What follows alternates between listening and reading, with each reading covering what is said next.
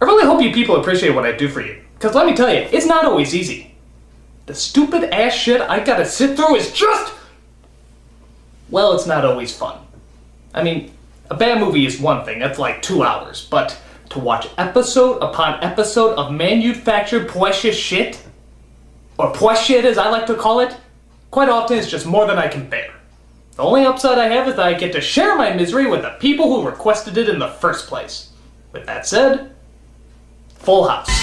Whatever happened to predictability? For those of you blessed without the knowledge of this show, I'll fill you in. Full House ran in the late 80s and early 90s on ABC's Friday lineup TGIF, which usually had about 4 family-friendly sitcoms that always got called back to our depressing reality by ending with 2020. Thank you, Hugh Downs.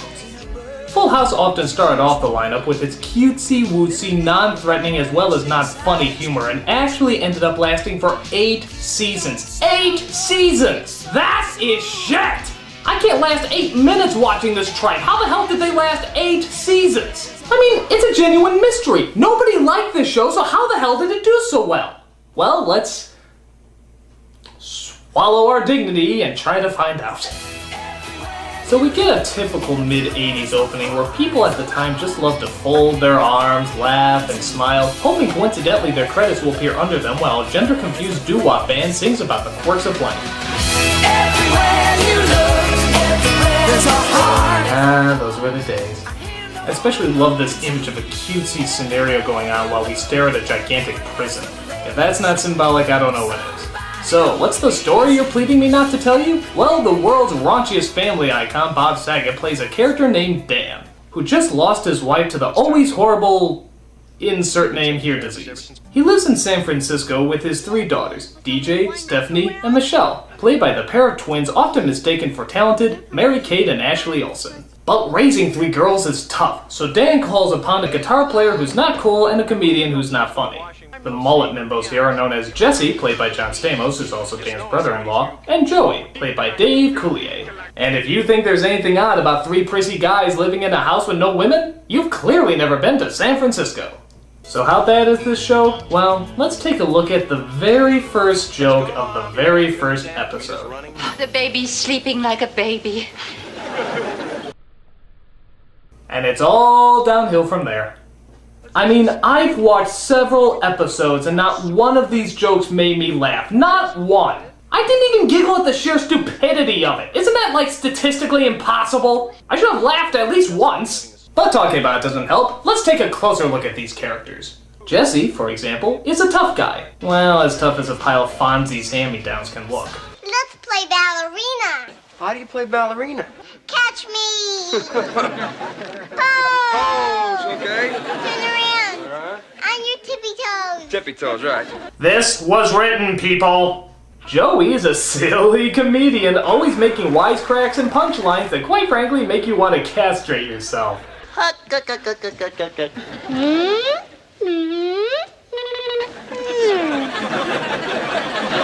You know the guy from the Police Academy movies, the one that did all the incredible sound effects? Dave Coulier is nothing like that guy. Hi, Michelle. It's me, Kermit the Frog. Hi, it's me, Pee Wee Herman. Ha! Do you want to go to my playhouse? Ha ha! He's like the man of 1,001 impressions. And not one of them right. If you move back into the house, you can have a big juicy bowl of Jell-O. I figure if I imitate a funny, successful comedian, I myself may one day become one.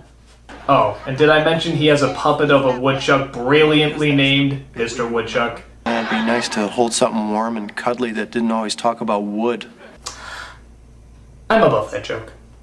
Then you got Dan. His gimmick, I guess, is that he's just clean. Okay, so the first thing you do when you get to the dance is look at all the fire exits. Keep your eye on your coat the entire night, and if the punch smells funny, don't drink it. Oh, and he's a little prissy, too. Okay, let's face it. I'm a lean, mean, hugging machine.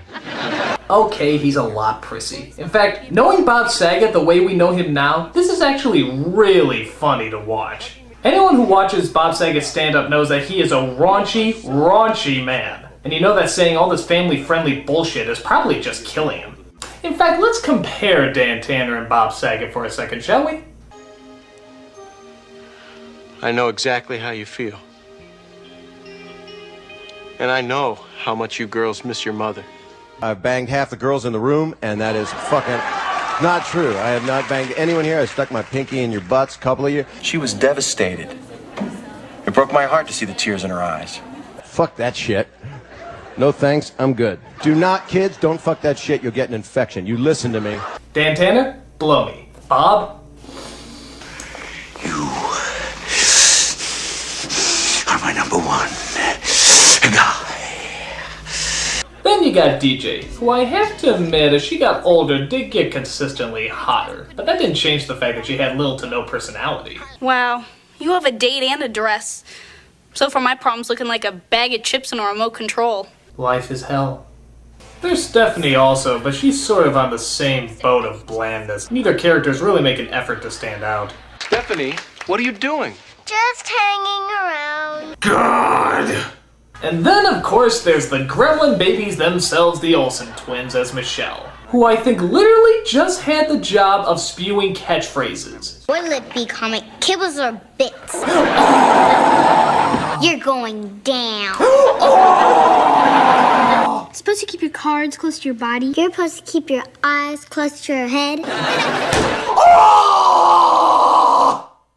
I guess this was the character who stole the show, or would if there was anything of value to steal. For some reason, the Olsen twins really took off and made a video series that literally transformed them into millionaires. I swear it also transformed them into Barbie dolls, but to be fair, I think the dolls are a little less plastic. You look just like Sleeping Beauty, except you're awake.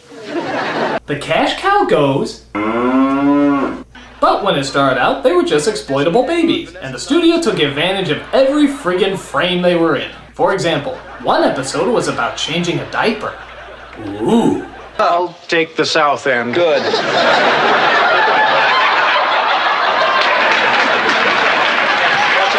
That got an applause, people. That gives you an idea of the kind of humor they deal with on here.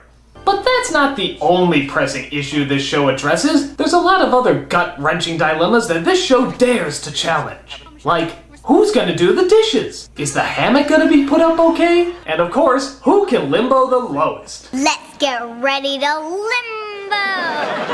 But that's not all. Here's a list of some of the other episodes to give you an idea about how truly exciting this show was. The first day of school, the return of Grandma, Sea Cruise, and Daddy's Home. You know what this is? This is the life of people in picture frames. No issues, no real dilemmas, just a series of cuddly inconveniences. This family makes Norman Rockwell look butch. Grow some balls, will ya? There's other characters who eventually evolved into the show, like Becky, who fell in love with Jesse and eventually married him. Again, she's pretty dull, but I'd be lying if I didn't say she was kind of hot. We're doing the balcony scene from Romeo and Juliet. You know, I did that play in junior high. It wasn't a lot of fun, though. Well, I went to an all-girls school. In fact, I was Romeo. Rather than, oh, I don't know, move out of the house, Jesse and Becky stay together and give birth to twin boys. Yeah, because one set of annoying bad-acting twins just wasn't enough. Do you know what he said? No, just keep nodding. These boys are no actors, as you can clearly see. You can practically see the cue cards they're reading off of. You're no fun anymore. There's also DJ's friend Kimmy, the white female Urkel of the group. I'm practicing the bagpipes for the Scottish Music Festival at the school. You know, every time a joke from Full House is uttered, a poor soul commits suicide. Don't get your kilt in a knot, McGreasy. You see? There's also DJ's boyfriend Steve, whose voice you may actually recognize. I know exactly how you felt. Like someone punched you in the stomach and knocked all the wind out of you. Perfect timing, Abu, as usual. That's right, it's Aladdin from, well, Aladdin. That's an interesting bit of trivia for you. But what the hell is he doing on this show? I recently caught up with the actor who played this role, and I asked him why he took a part in such a god-awful show. He had this to say. Gotta eat to live, gotta still to eat, tell you all about it when I got the time. Yeah, it's from our talk. We flew him into Chicago to do an audio interview, and he chose to answer everything in song. He's quite quirky that way. Oh, and there's also a dog named Comet. Because this show just wasn't cute enough yet. All they're missing is a little fairy named Pretty Prissy Funhead, and this atom bomb of cuteness will be complete. Set your adorable levels to 10. Now, most shows often have a theme or pattern, but in Full House case, it's more of an overused manipulative plot device. And trust me when I say they have several. Like, how about the corny music that would play whenever a speech is being made? What is it, honey? It's just not fair. I didn't even know what love was until I met you.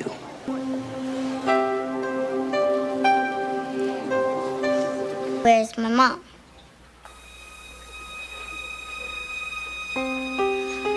How out of it was I? You were here, sweetheart, but it was like part of you was missing. It's not like the actual emotion of the scene is enough to carry it, so we have to play shitty-ass music to let you know when to feel something. God, what I wouldn't give to hear that sappy-ass music over a scene that didn't require it. Stephanie, there's a time in every girl's life when she might be noticing some changes. They might seem strange or bizarre to you, but it happens to every young woman. It's called having a period. It's gross, disgusting, and unnatural, but it's something that all females go through. You may see your body as something possessed, horrifying, or despicable.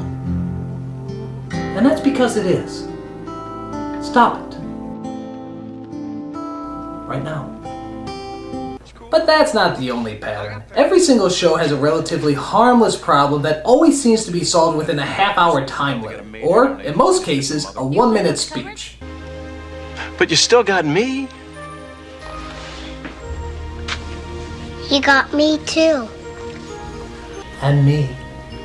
And me? And me? And me. And me?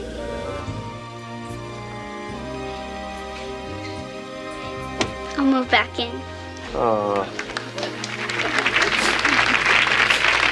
Yes, you'll often find that the studio audience for this show is very easy to impress. For example, here's what happens every time somebody kisses.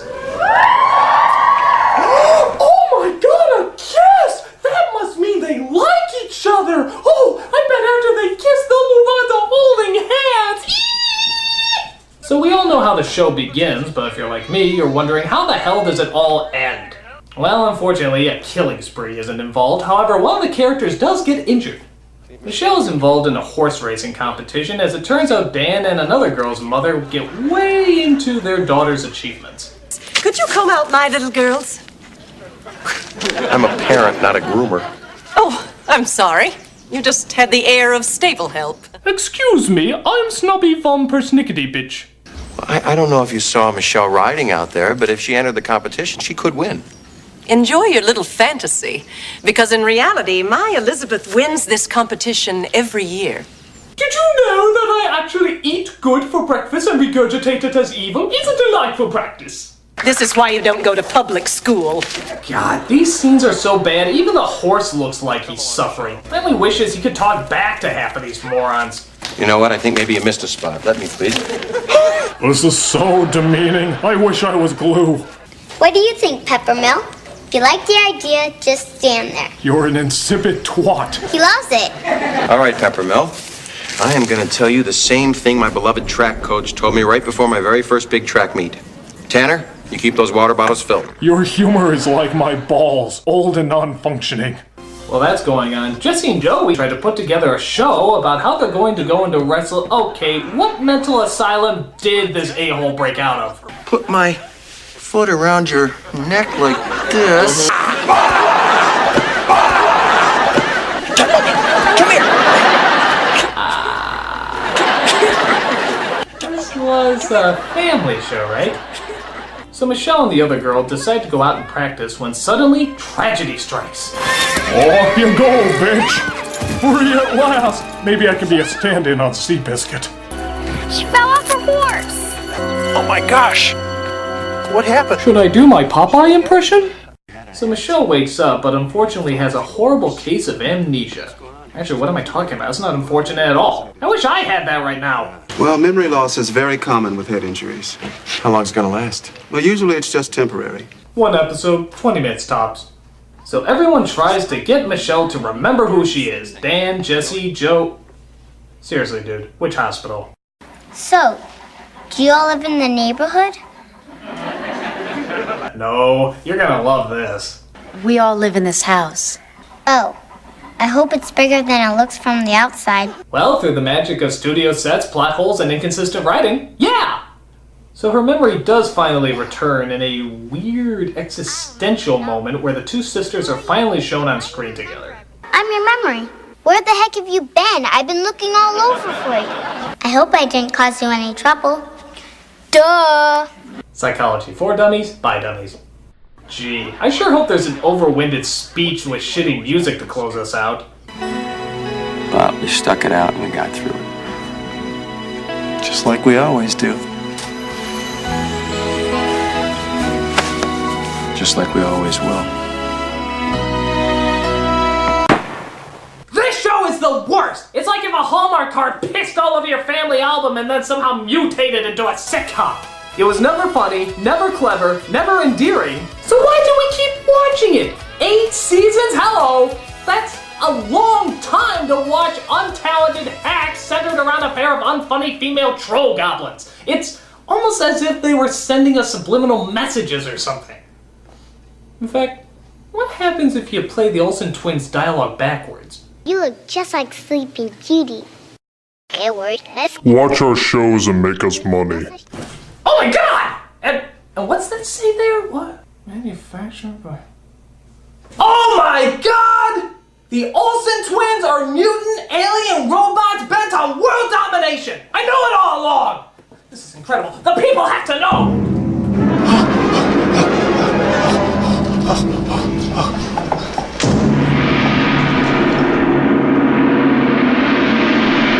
Come play with us, critic. Come play with us. Come play with us, critic. Forever and ever and ever and ever.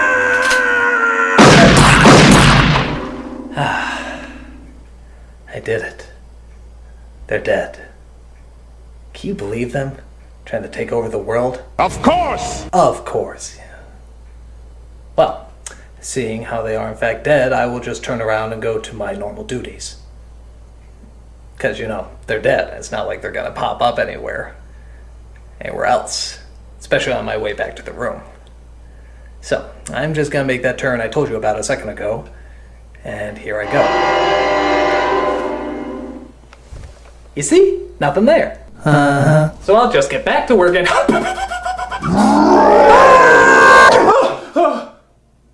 Oh, it was just a dream all along.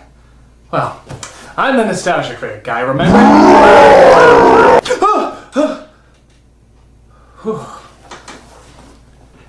I'm the Nostalgia Critic.